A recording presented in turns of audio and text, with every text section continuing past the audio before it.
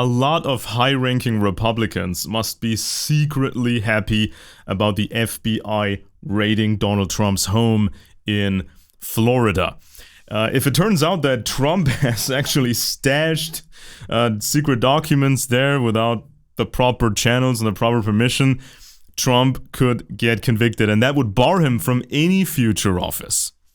And that would clear the way for Ron DeSantis without making Trump's supporters angry at the Republicans. They would just be angry at the Democrats for allowing this raid to happen. As we know, Trump's supporters are really, really fanatical, and the Republican Party needs those people as voters. Every year, all the Republican voters are dying off from old age, and these days, you have to get younger voters, even those people who consume traditional conspiracy media, meaning people who didn't trust George W. Bush, people who didn't trust McCain, people who didn't trust Mitt Romney. And that is basically the reason for this whole Q phenomenon, which is just marketing for the Republicans. It was telling people what they wanted to hear, that there's a powerful group looking out for their interests and they're going to arrest the Democrats and all that stuff. The extension of that was all that talk before the Capitol storm. All that talk which wasn't really specific about what they wanted to do. They just claimed the election was stolen and that they're going to take back the White House somehow. But as we've seen, there was no big savior operation. You know, Pelosi wasn't arrested and all that stuff didn't really materialize. And now this FBI raid can solve a very important problem for the Republicans. You take Trump out of the circulation. You take Trump out of the race for the presidential election of 2024 without making his supporters angry at the Republican Party. I mean, could you imagine what a debate would look like between Trump and DeSantis? You know, they would just smash each other in front of an audience. And so, if Trump wins the presidential election, there would be 4 years or 8 years of more problems because this man just magically attracts problems and you just can't work with the guy. There's so many important government officials who want to work with Ron DeSantis, but not with Trump. So, if Trump gets convicted because of some confidential documents that he tried to flush down his toilet or whatever, if Trump gets convicted and barred from future office, many Republicans then can pretend to be sad about this and angry about this, right? And so they could blame the Justice Department, you know, under Joe Biden, the Democrat. And so the Democrats are guilty of ruining Trump's career. And all that's left then would be a public endorsement of Ron DeSantis by Donald J. Trump. For the rest of his days, Trump could rage and Trump could whine that his career was demolished for some documents while Hillary Clinton had her scandals with documents in the email service. So this would be a double standard. It would be so unfair. And let's face it, I mean, becoming president would have been the worst thing ever for Hillary Clinton. It would have ruined her life because she has so many scandals attached to her. You know? I mean, you've heard how many people have died along her career, and of course, not everything is not everything about that can be confirmed, and you'd probably spend the rest of your life proving something in court against her and her husband. But nevertheless, if Hillary had become president, I mean, could you imagine what would have happened? All the stuff she could be prosecuted for. And usually she wouldn't necessarily be prosecuted for the really crazy stuff. They would just pick something else, something smaller, to not embarrass the office of the presidency and not to embarrass the whole country. They could pick anything from her scandals. You know, just grabbing money here, grabbing money there, influencing this, influencing that. Endless amount of scandals. And so if Trump gets convicted, it would also serve another purpose. People would think finally he has to face consequences for all the crazy stuff he's done. And it would be consequences, but not really harsh consequences. It wouldn't be about the really big stuff that he's done. The Republicans want to stay intact. They want to survive the January 6th committee investigation. They want to, see the Proud Boys and Oath Keepers in prison, but not really harm too many important Republicans. I mean, Donald Trump magically attracts problems.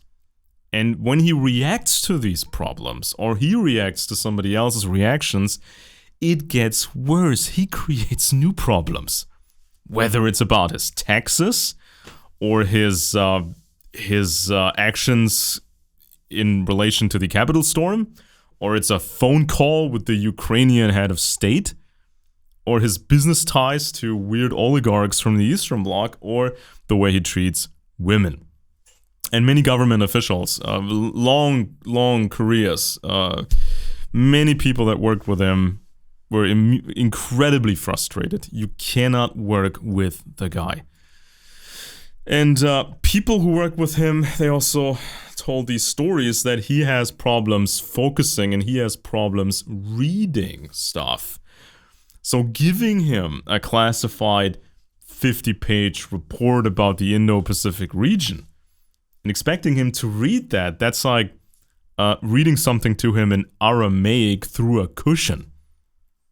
So he just can't do it. So it's an incredible irony that now the FBI has raided his home looking for confidential documents that he doesn't necessarily want to read.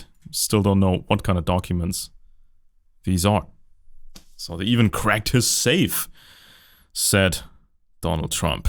And officials can be sentenced to prison if they bring classified documents into an unclassified environment, or they're not protected right according to protocol. And if you get convicted, then of course you lose your security clearance, or you lose your ability to run for office again.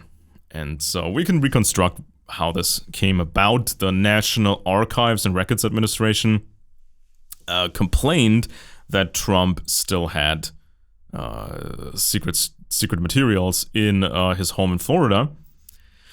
And so the National Archives and Records Administration then collaborated with the Justice Department, and then the FBI got involved. And so this FBI now that did the raid, this FBI is led by Christopher Wray, who was put in this position in 2017 by Trump and was confirmed by both parties.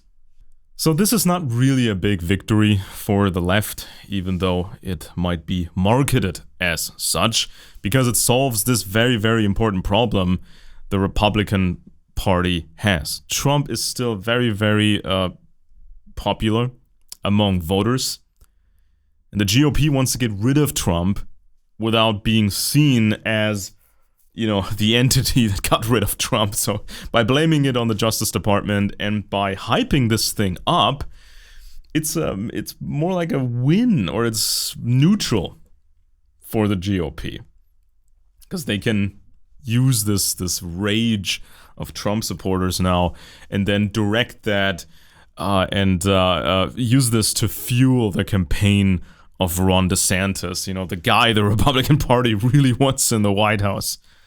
I have explained this before. The Trump administration, when you look at the people involved in key positions, those who actually stayed on, people that didn't have too much contact with Trump or who could handle Trump. In terms of personnel, the Trump administration was more or less a Bush administration, something you would have expected from an administration under President Jeb Bush, or something like that, right? It was typical Republican stuff. Nothing was really different. Nothing was really that strange. And so now Ron DeSantis is talking to these mega donors, and DeSantis is a Yalie. He comes from Yale. He was part of one of the Yale societies, student societies. He made all these traditional connections, and he worked with prisoners in Guantanamo Bay and all of this. So nothing will really change in the two-party cartel in the United States of America. Whether or not Trump ends up in prison, or he leaves the country, or people just leave him be, or he has a heart attack, it doesn't change anything. If Ron DeSantis becomes president, it doesn't change anything. And if some Democrat becomes president after DeSantis, it won't change anything substantially. The only difference really is the marketing of any significant future crisis, right? So if it's China invading Taiwan, or if it's the Russians doing something crazy, according to who is in the White House, which political party is in the White House, you see different marketing in terms of how this crisis is explained to the people and to the voters.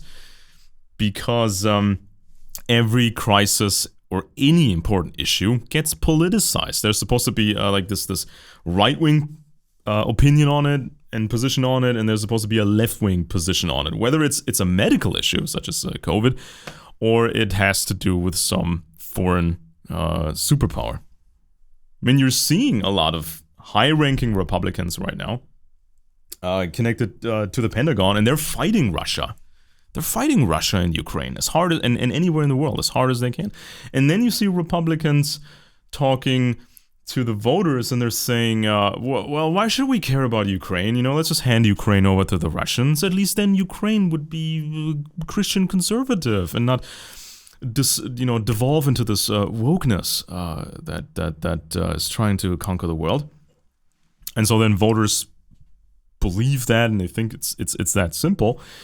But as we've seen during the Trump administration, there was talk about a potential war with Iran.